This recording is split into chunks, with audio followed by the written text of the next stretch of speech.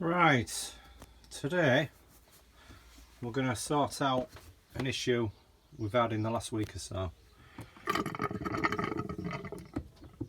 No water. Now, this system works on pressure. There's no switches under each tap or anything, but it is good to check all taps and the toilet as well, because that runs with the pump runs water through that to flush it.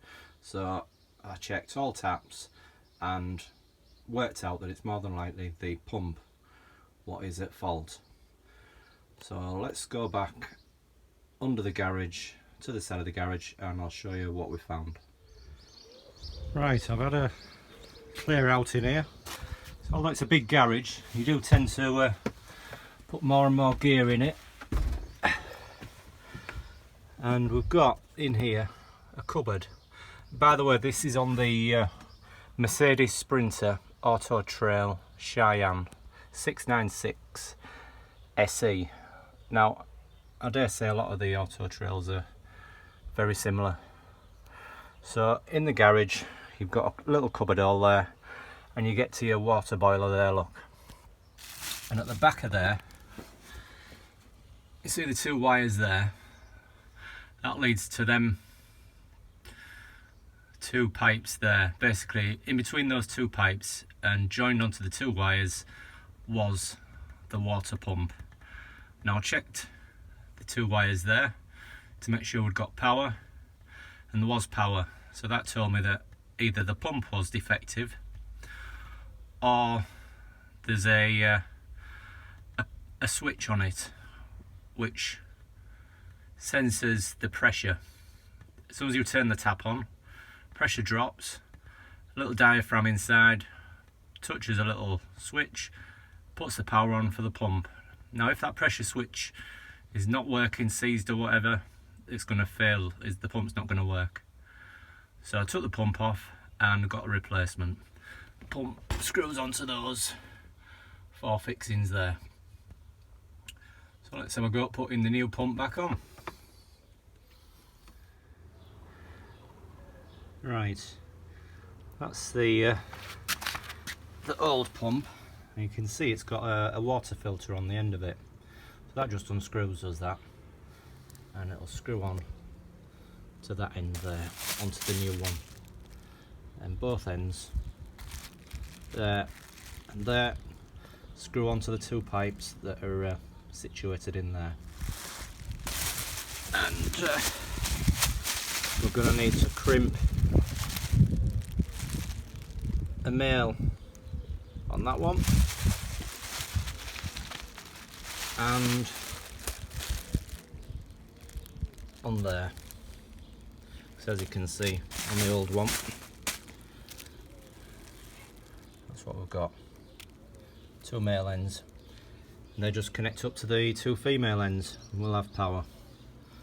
So let's get it fitted. You can see there, look, the four screws go through those four rubber pieces, and that's just, I dare say that'll be to stop the vibration. Every time you turn the tap on, pump comes on, and it just stops a bit of vibration, does that to those rubbers there. The four screws go through, and it screws to the board. So let's get it fixed up. Right, we've got the pump screwed on. That was a bit of a struggle actually, trying to hold it and get four screws in, because as you can see, you can't sort of like climb in there or anything, so you're like arms at reach. I found it easier to actually put all four screws through the rubber pieces, and managed to just get one screw in nice and tight, then managed to get the rest in. So just got the wires to connect up, and we'll see how we get on. Now I took a picture of the wiring just before I took it apart, just so there's no confusion, and also the electrics switched off. Okay, we're all wired up now.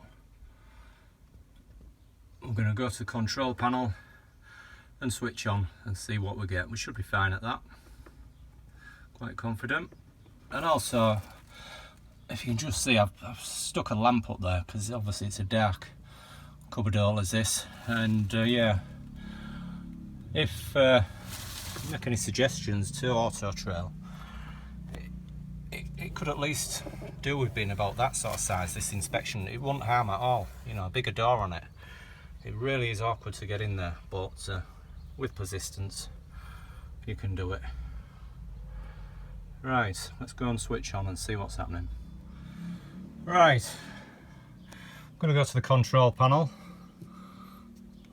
switch power on and switch water on, and when I press that you will hear the pump hopefully get going, and it will start to build up pressure, and then it should stop because it's built up pressure. That's how you know you've run out of water as well in a motorhome. It's a good way. So when you're with that pump running continuously, check your water supply. So right, here we go.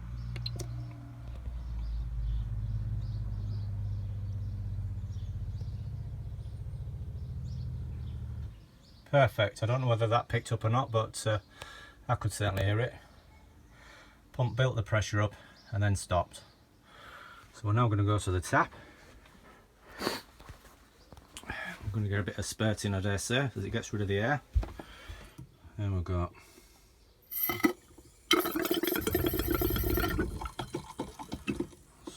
do it slowly, because like I said, there's going to be quite a bit there coming out of there.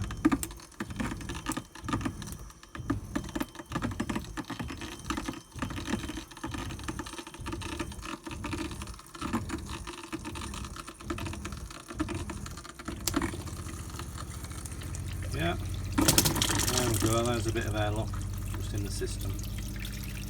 And we're fine. Brilliant. That's a job well done, is that. And it's one most people can tackle, you know, if you've not got a meter to check whether you've got power to devices, you know, whatever you're checking, just use a 12-volt bulb, see if you've got power that way. So, yeah, I'm pleased with that.